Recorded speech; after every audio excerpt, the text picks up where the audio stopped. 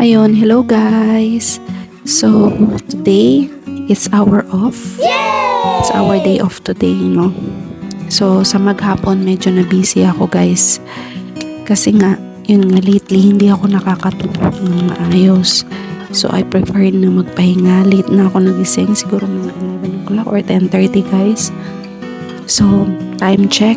It's already 5 o'clock in the afternoon dito sa Alberta, Canada. Yeah. So, ang ano ko ngayon, veterinary ko wala. Actually, sabi ko nga 'di ba sa previous vlog, gusto ko kayong isama at upo at magkwentuhan about sa journey ko year 2024 and year 2025. However, ang lola nyo, one day off lang rin kasi in a week. Then Tuesday night, meron akong ginawa yung project ko sa schooling. Then nag-edit din ako ng mga videos. And ayun, so ang ending late na nakatulog. And then bigla akong nagising na naman ng 3 o'clock guys. Lagi yan. Lagi ako nagigising ng 3 o'clock guys. So medyo nahihirapan akong makabalik ng tulog guys. Nakakabalik ako ng tulog around 5:30 ganun. So ang ending nito, late ako nagigising. So late talaga ako gumising guys kasi naisip ko ko naman off ko naman. So okay lang na okay lang na late ako magising. And deserve ko naman siguro magpahinga no guys. So yun. Medyo naka-recover. Ayun. Then nakaramdam ako ng medyo uncomfortable na ako sa sarili ko. So naligo ako guys. And then nagsalang ako ng labahan para at least start of the week na naman, next week na naman, day off na naman. Yun, bedsheet, towels, yung mga pinagubaran ko. Yan. So, habang iniintay ko, chika-chika muna tayo dito guys, no? Ano pa bang nagawa ko sa maghapon?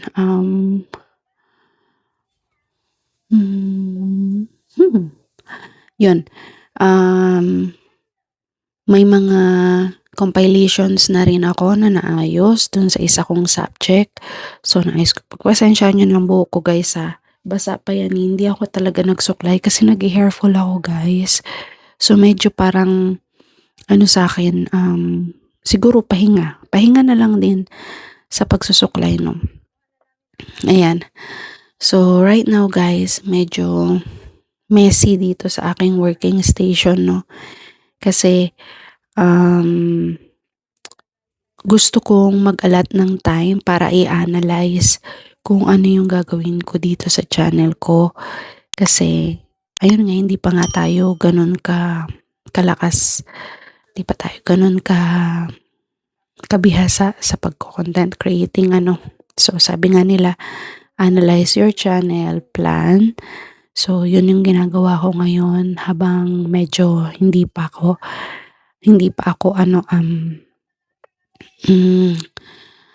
habang nagpapahinga na lang rin guys. Then, nood-nood sa YouTube, ganun, nood-nood.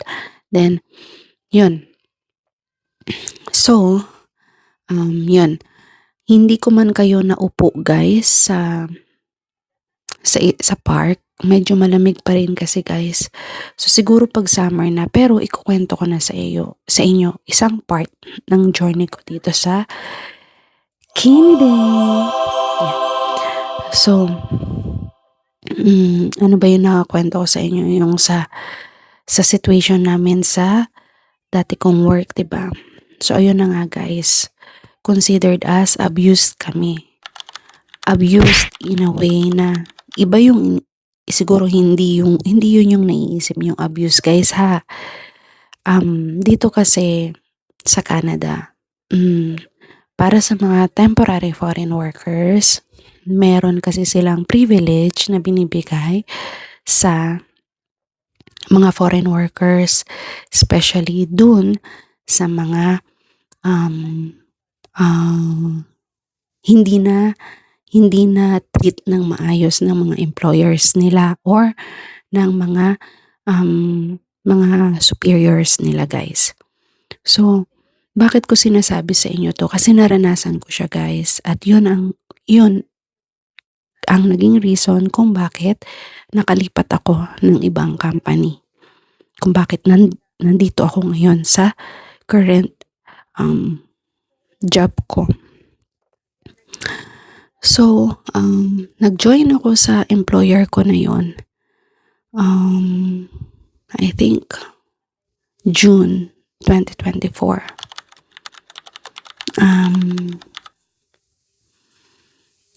Ang offer niya was restaurant supervisor. During the interview, tinanong niya ako, guys, kung normal na interview, guys, diba? So sa atin naman, okay naman sa atin yung mga ganyan, ano. So nag-trust tayo kasi sino nga ba naman ang mag-iisip na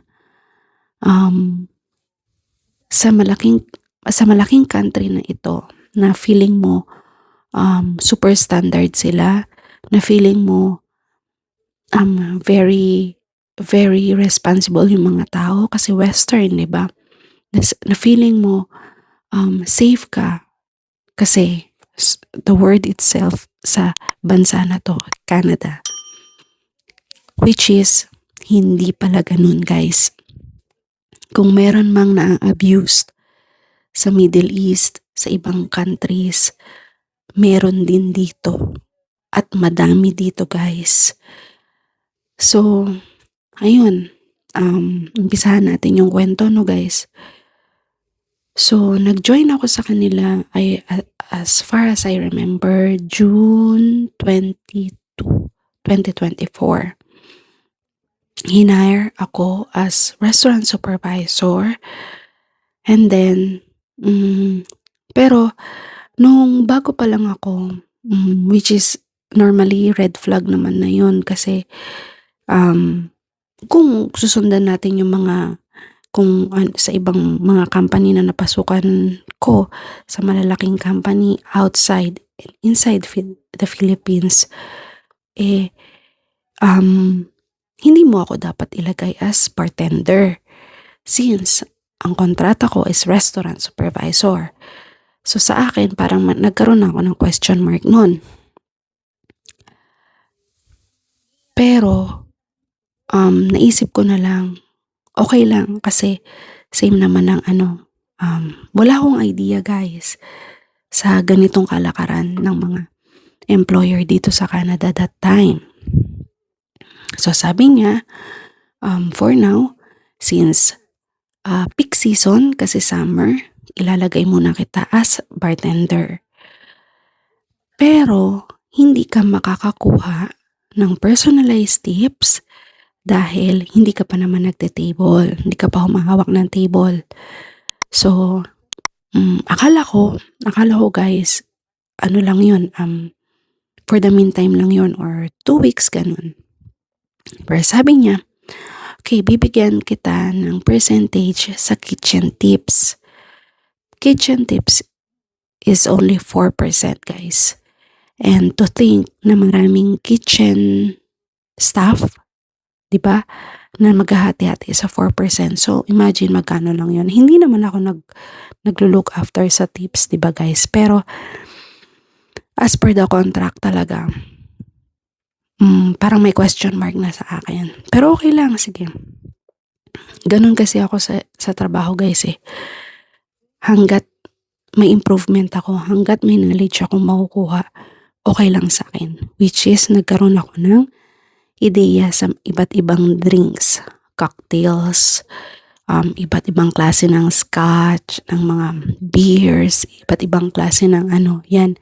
Nagkaroon ako ng idea, nagkaroon ako ng knowledge, which is okay na lang rin sa akin. Hanggang sa dumating ang 2-3 months, Bakit ganun? Hindi pa rin nila ako pinaghahawak ng table. Nag-look after tayo. Kasi guys, dagdag income din yun eh. Sa laki ng nagastos papunta dito sa Canada. And if ikaw ang employer, to be fair sa lahat, tinanong ko sa ibang mga temporary foreign worker na nauna sa akin, 2 weeks lang. 2 weeks lang sila na nag-bartender then nagkaroon na ng tables. So ang reason ng manager, puno ang FOH. Okay, puno. Pero bakit? Ang question mark ko, bakit pati ang manager at assistant manager nag-handle ng table? Na dapat sila ang nagsusupervise ng lahat ng bagay-bagay.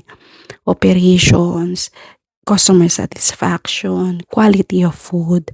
Wala guys. Walang nagmo-monitor, wala. Kahit nagkakaroon na ng complaint, minsan hindi ini-ignore nila. And then, pagka-ignore nila, pagdating sa reporting sa may-ari, babalik ta rin nila yung tao, ididiin nila kung sino yung involved, So, yun yung mga naano ko. Hanggang sa dumating sa point na, kasi minsan 3 hours lang talaga yung duty ko guys eh. Siyempre, nagbabayad ako ng bahay.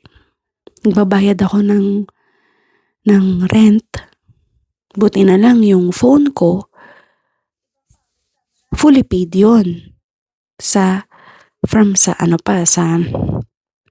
Qatar pa yun guys. So fully paid yun. Binili ko ng cash yun. So wala akong utang sa any plan dito sa Canada that time.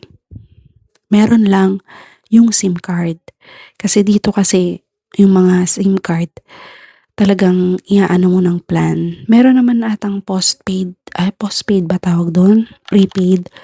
Pero pinili ko na lang rin kasi konti lang ang difference. $29 lang monthly. So yun na lang yung kinuha ko no guys. Syempre hindi rin naman pumasok sa isip ko na gaganituhin kami ng employer, ng manager, ng management. So that time, feeling ko down na ako. Kasi financially, hirap. Kung wala akong dala na pocket money guys, kung wala akong dalang panimula, siguro, hindi ko alam kung saan nakukuha ng pambayad ko ng bahay that time. And then, syempre, yung tinuluyan ko na bahay, yung nirerentahan ko na room, kasamahan din namin sa work. Citizen na siya. So, kasamahan ko rin sa work. Ang nangyayari guys, parang, alam mo yung,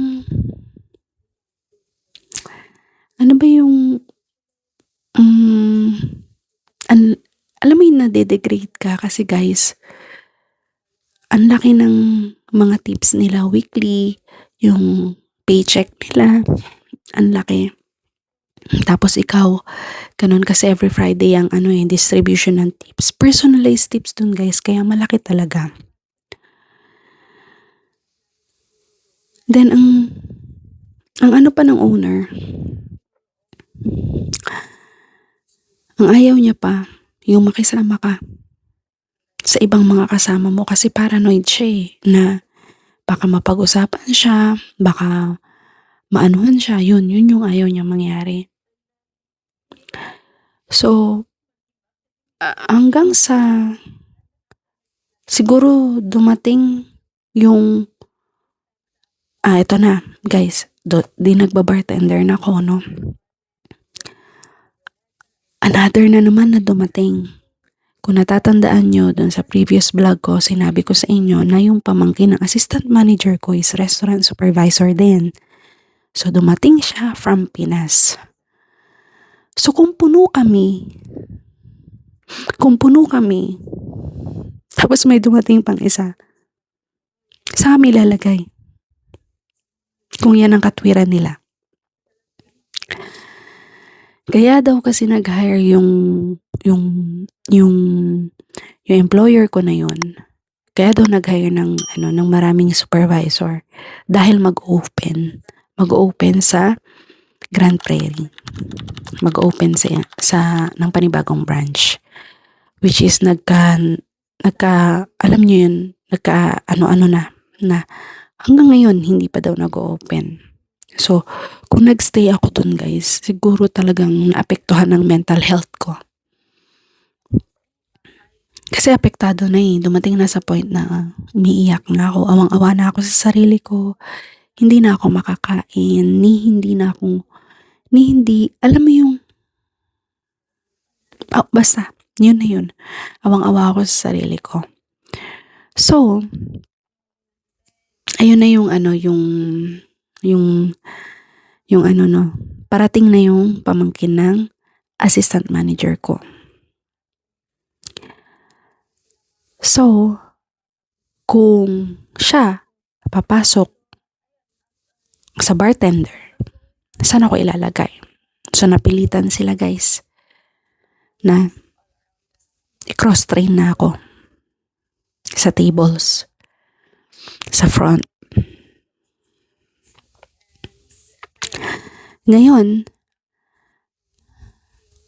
nung nakita nila na siguro second day ko na nagte-table, na kaya ko, na ang laki ng tips ko kahit na ilang oras lang akong magte-table. Dahil magandang service ko. Dahil maayos ang service ko. Parang naging threat sa kanila yun guys. I'm not sure kung totoo. Pero kung yun yung tamang naiisip ko, parang naging threat sa kanila yun. So hanggang sa pinag-initan na ako ng manager ko, ng management, feeling ko, pati na rin ng ibang TFW na kasama ko sa front. Kasi nga, second day ko pa lang, yun nga, nakakagawa na ako ng which is normal. Dapat nga maging masaya siya as a manager kasi, 'di ba, hindi mo na kailangan i-train ng bugbugan yung tao mo kasi marunong na 'di ba? Pero hindi pala. Kasi nga, yun nga ang naisip nila kasi threat ako sa kanila. So, ang nangyari dun guys, napag-initan ako. Syempre ako ang saya-saya ko kasi, alam mo yung at least man lang na hindi ko naiisipin yung pambayad ko sa bahay, yung ganito kasi mapabudget ko na ng maayos. Yun yung ganun. Dumating sa point guys na unang sahod ko, umiyak talaga ako guys. Umiyak talaga ako kasi wala akong mapagsabihan kasi hindi ko pa sila kilala ng diba? And then, paglabas ko ng CR, nakita nung kasama ko rin sa bahay na doon din nag-work, TFW din. San, ano nangyari sa'yo? Sabi sa akin.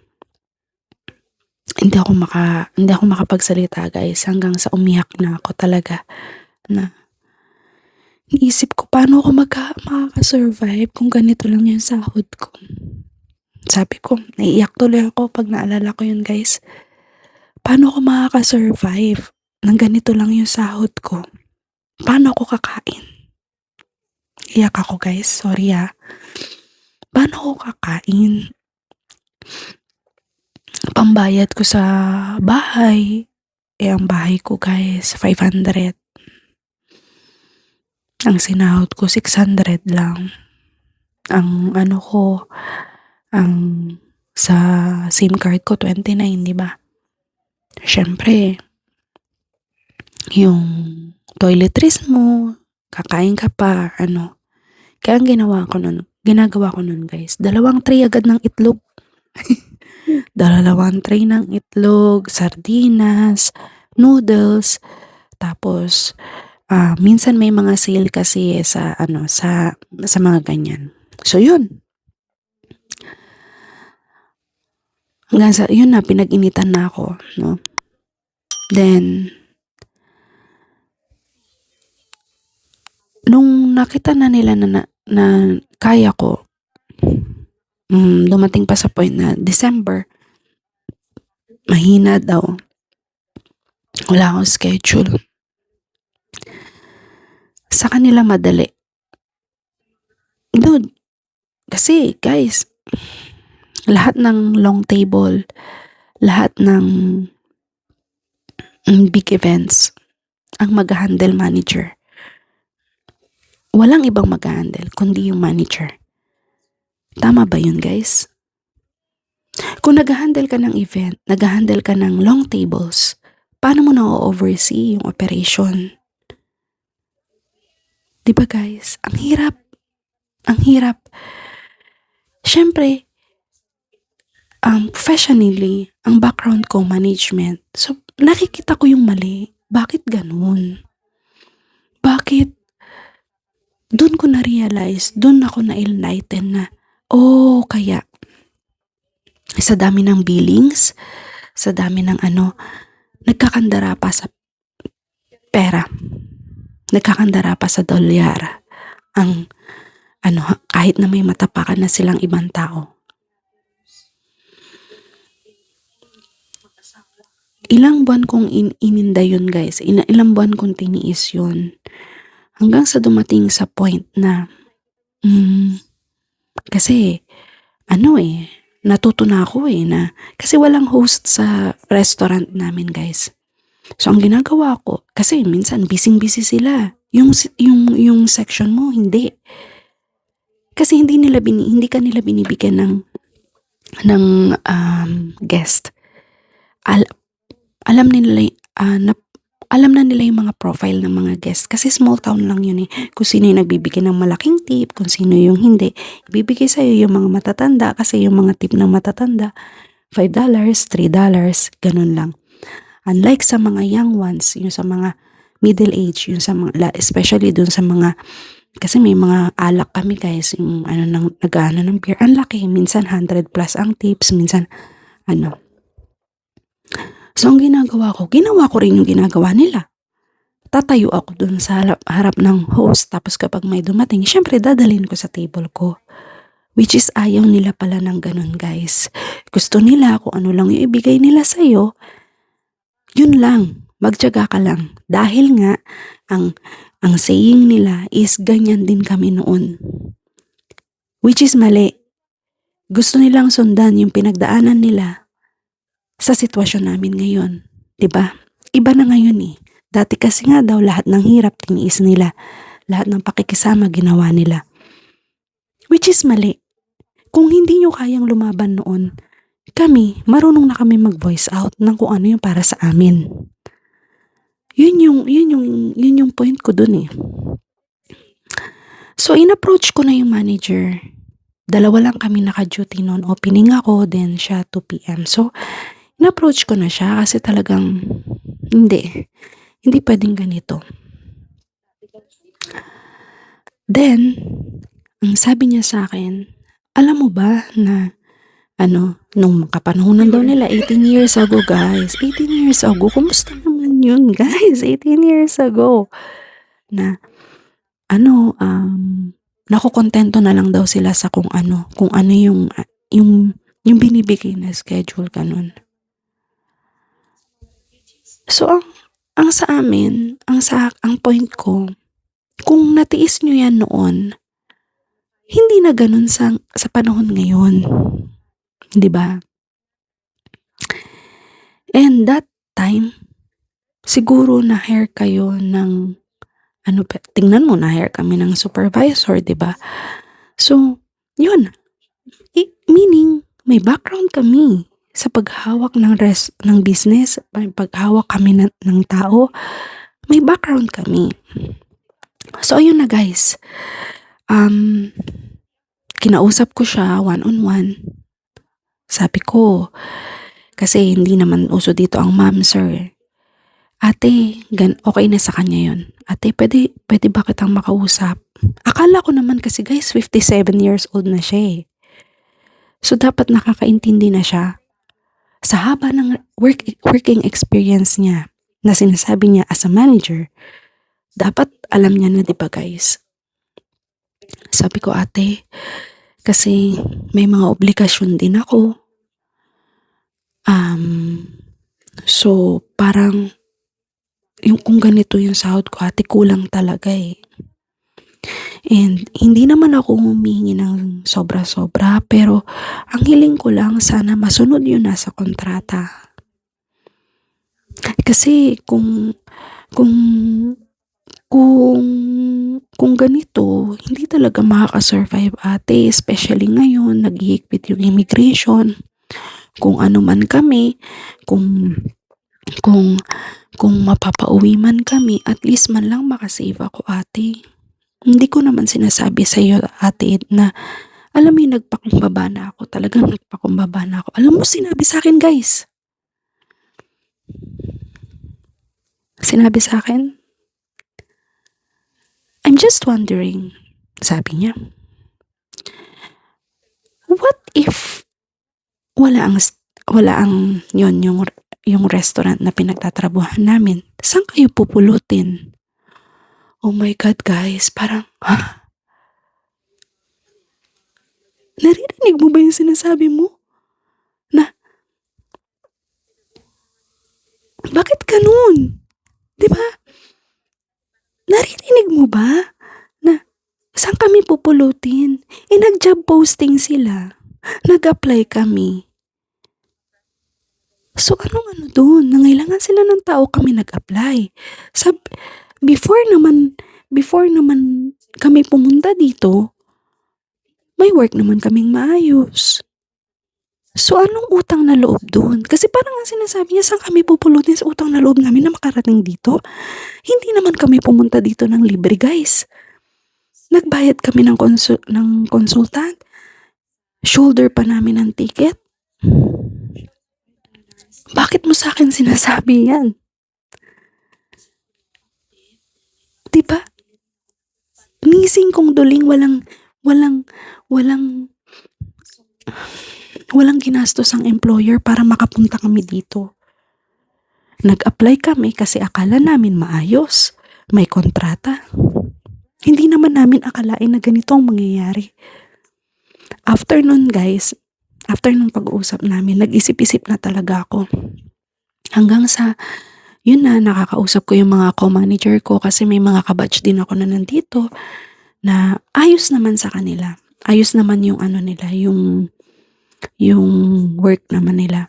So, in-advise nila ako na, what if, lumapit ka na ganun, mag-apply ka kasi merong program ang immigration about sa mga na-abuse na So, doon na ako nagkaroon ng So, nag-research ako, guys.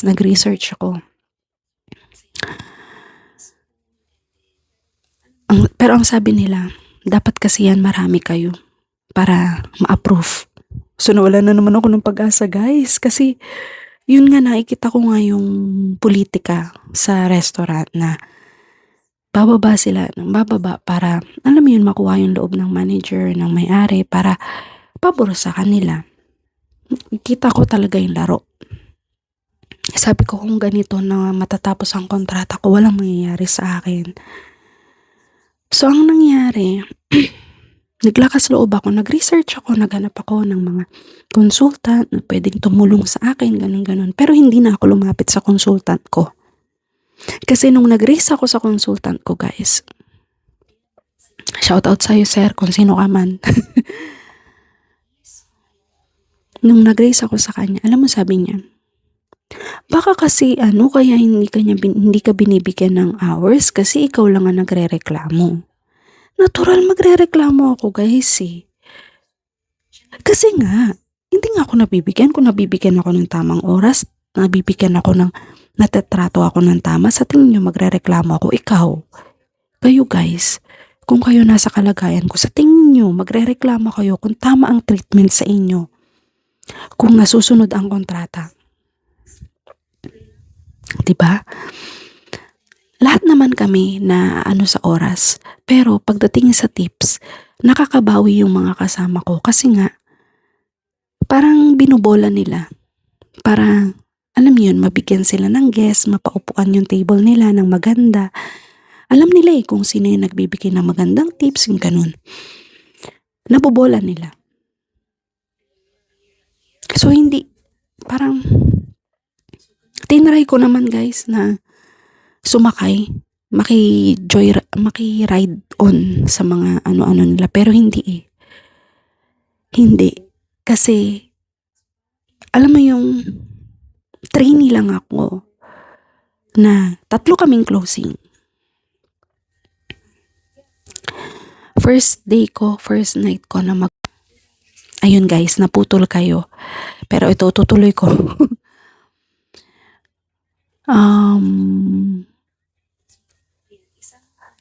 Nung trainee ako, may incident pa na closing, first day ko as closing. 3 kaming closing. So, anong nangyari, yun pala pinag-uusapan na nila na para akong underdog So, ang nangyari, normal. So, sige, yung extension dining namin, sige ako na mag-pre-close kasi sabi niya, linisan mo na yung Pero, ang pre-closing dapat nun, yung naunang pumasok sa akin. Kasi mas mauuna siyang mag-out ng 30 minutes. So, dapat siya ang unang mapupull out sa operations. Tapos, ako may iwan sa table, taking ng kasi. Ako nga yung closing. Pero ako ang unang pinull out. Maintindihan ko, okay, trainee ako. Kasi that time guys, parang na ako, $280 na hindi nila ina-expect na kasi bago pa lang ako. Then, yun, pre-close sa akin. So, okay na. Asaya ko na. Siguro ako na lang ang pauwiin. Okay lang rin sa akin. Parang ganun na lang yung isip ko kasi thankful ako kay God kasi may maganda akong tip today. Parang ganun. Ate, okay na po yun sa extension. Ano po bang gagawin ko? Etong ganun siya. Yung main ng dining. So, parang naisip ko. Napaisip ako. Okay po. Hindi, ginawa ko. Pero, andun na yung nasa isip ko na ako yung huling pumasok. Dapat, ako yung huling magte-table. Kung nasa tamang nasa tamang comment down below sinong mga nagtatrabaho sa restaurant dyan guys. Nakatingin na lang rin sa akin yung mga kasama ko. Pero napapailing na talaga ako. So okay na. Ko na. So, ate, okay na po. Bali ang gagawin na lang po ng iba, yung bar tsaka washroom. Hindi. Gawin mo lahat. Ay, guys.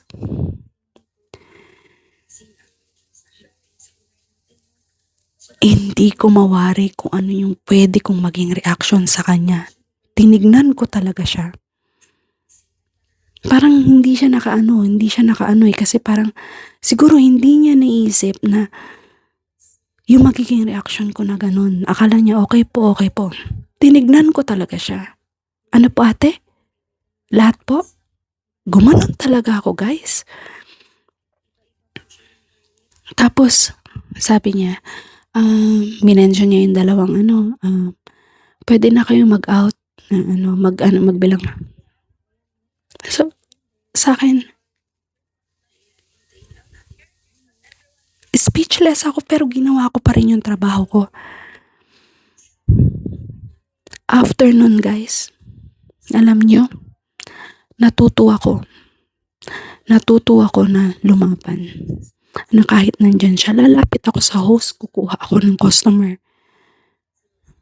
Tapos, kapag ginagalingan ko pa talaga yung suggestive selling ko sa guest, lahat. Alam mo yung, meron talagang pagiging unfair. Gusto niya.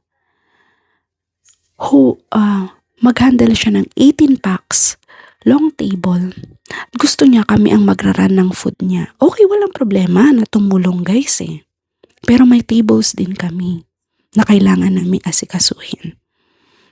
At gusto niya kami rin ang mag-pre-closing o mag-pre-basing ng mga plates sa long table niya.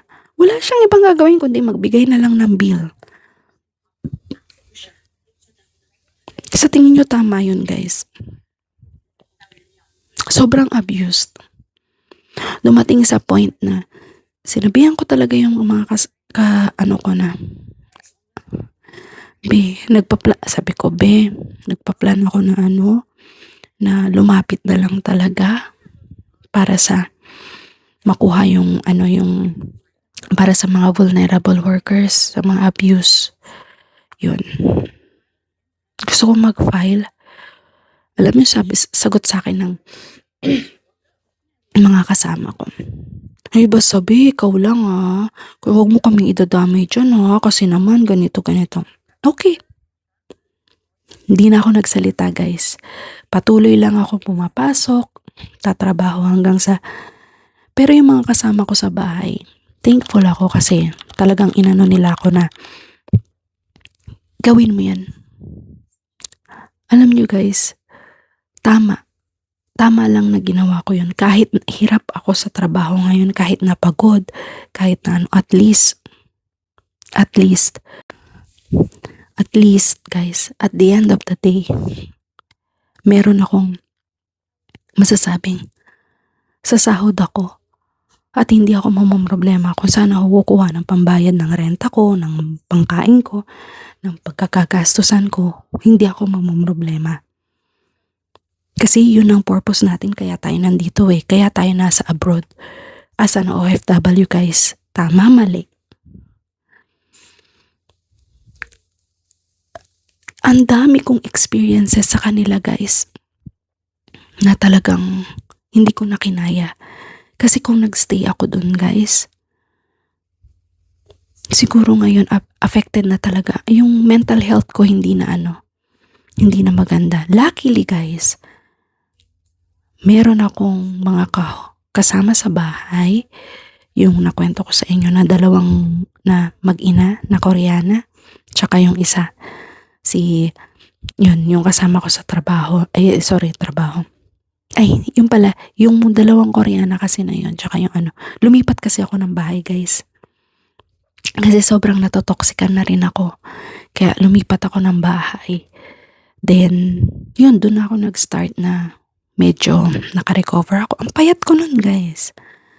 Ang payat ko nung mga time na yun. Kasi sobrang stress. Then, nung nakalipat ako nung bahay, syempre, ang kasama ko sa bahay, 3 mag-ina, tsaka yung nagtatrabaho sa mining. Yun, shout out sa'yo Benjo. Salamat. Yun. Yun yung naano ko na enough na. Kasi ang gawa pa pala nila, syempre kasama mo sa bahay, syempre medyo umano na yung pakiramdam mo medyo nung nag-open up ka na ganito yung nararamdaman ko, ganito yung ganito. Nakakarating pala guys sa may-ari at sa manager. Kaya ako napag-iinitan. So, yun. Hindi na ako nag-aksaya ng panahon. Ginather ko lahat ng hiningi ng consultant. Luckily, yung consultant din na nakuha ko, pumayag pa sila na installment ang bayad. Kasi sabi ko, hindi ko po talaga kaya na one-time payment. Kasi talagang ganito lang ang ko. Nakita nila, payslip ko, posting ng schedules. Wala talaga guys. So, okay lang hanggat kaya mo, hanggat fully paid mo, hindi ka namin pupersahin. Sabi ko, bigyan nyo lang ako, ma'am. If ever na makahanap ako ng panibagong trabaho, siguro mga 5 months or kung malaki man yung mahanap ko na rate, I'll make sure na makakabayad ako. Nakabayad ako, guys. At never nila akong finores na, oh, may kulang ka pa, ganito, ganito. Never. Kaya thankful ako sa consultant ko na yon. And now, yun yung kwento-kwento natin about dyan sa abuse na yan, no? Na halos ayaw ko nang balikan. Doon talaga dumating sa point na talagang, no. Kaya, nung medyo nagiging ganun yung regional manager ko nung mga unang pagsasama namin, kinumpronta ko na siya na hindi pwede na pati yung pagsi-CR ko kailangan ko mag-clock out. I don't think that's legal. I don't think that is right. Kasi bakit ako magka-clock out? Hindi naman ako nagpahinga eh. 'Di ba? Yun. And then yun, hanggang sa medyo naging okay kami, then dumating rin sa point na medyo siya, umaayos, nagkaka-attitude, medyo na-handle ko na siya, pero minsan, may mga feelings tayo na hindi tayo okay, tapos sasabayan niya, yun, dun. So, yun, medyo glimpse lang yan guys sa journey ko dito sa Canada. Marami pa akong journey na gusto kong i-document. Hindi ko na-document dati kasi talagang tuliro yung utak ko na hindi ako makapag-focus kasi ang dami ko iniisip na parang gusto ko na lang manood ng movie sa maghapon kasi nafo-focus dun sa pinapanood ko yung yung utak ko. Naiintindihan nyo guys, na-gets nyo? Na para makalimutan yung nangyayari sa paligid ko. Manonood lang ako ng Korean movie, Korean drama, yun lang. Or pag mag-walking sa forest yung mag-ina na kasama ko sa bahay, sumasama ako para ma-relax yung ko. Yun yung mga ginagawa ko before.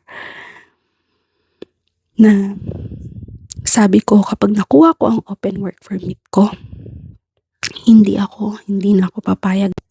Ayun guys, naputol na naman kayo na pag nakuha ko yung open work permit ko, hindi na ako papayag na 3 hours lang ang duty ko in a day, 4 hours. Nung bago ako sa company na to, parang ginawa na sa akin ng regional manager ko yan. Ang katwiran niya, under probationary ako, okay, pagbibigyan kita ngayon. After 3 months, hindi mo na ako pwedeng gawin na ganyan lang ang oras ko dahil ang pinirmahan ko is 80 hours, 80 to 88 hours. Kung kailangan mong open availability ko, kung kailangan mo na open availability ako as much as possible na 7 days a week, then you have to give me enough hours. Hindi pwedeng 4 hours, hindi pwedeng 3 hours, hindi pwedeng 5 hours lang. Kung hindi mo maibibigay sa akin yon, bibigyan kita ng availability ko, maghahanap ako ng ibang work. So magdo-double job ako guys. Yun yung ko guys. Yun yung ko nun. Kasi hindi ko nahahayaan na mangyari pa ulit yung nangyari sa dati kong employer. Meron pa akong naging second employer guys. Restaurant din. Ang nangyari naman doon, hindi binibigay yung tips sa amin guys. Tapos, binabawasan niya yung total hours namin. Kunyari, naka 79. Ayun guys, na memory full na naman yung isa kong phone. So, ito na naman ang gagamitin natin. So, yun, sa kabilang employer, sa isang employer naman sa second employer. Kunwari, naka 79 hours ako bi-weekly. Pero hindi kami umaabot parang 54, 59 ganon. Babawasan niya yun ng 2 hours.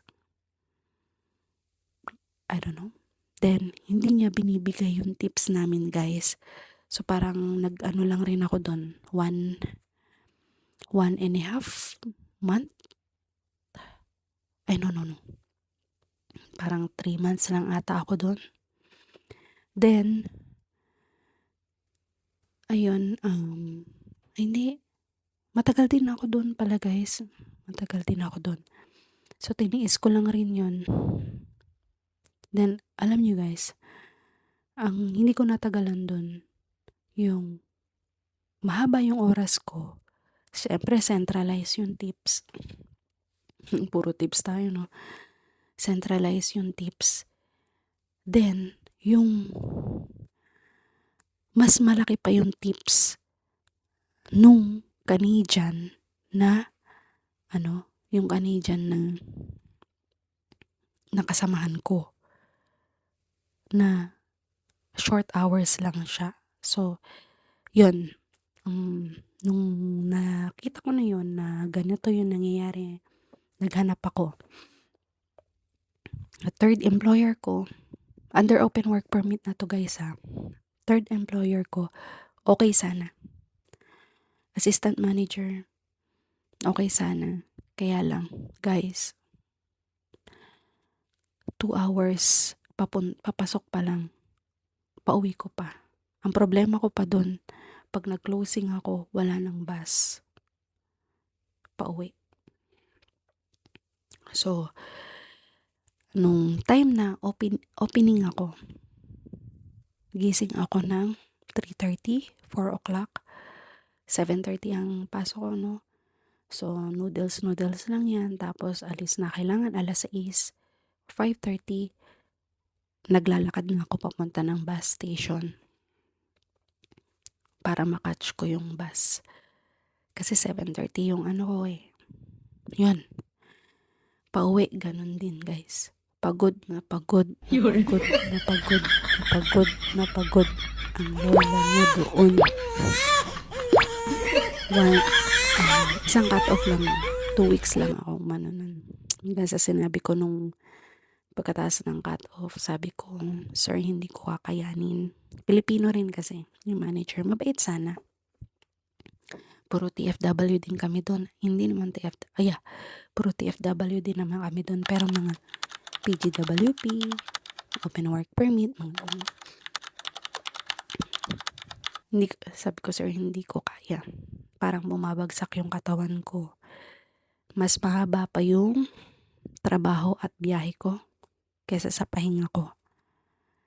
Then, hindi ako nakakakain ng maayos noon kasi noodles, itlog. Mostly noodles. Tas tinapay, ganun lang.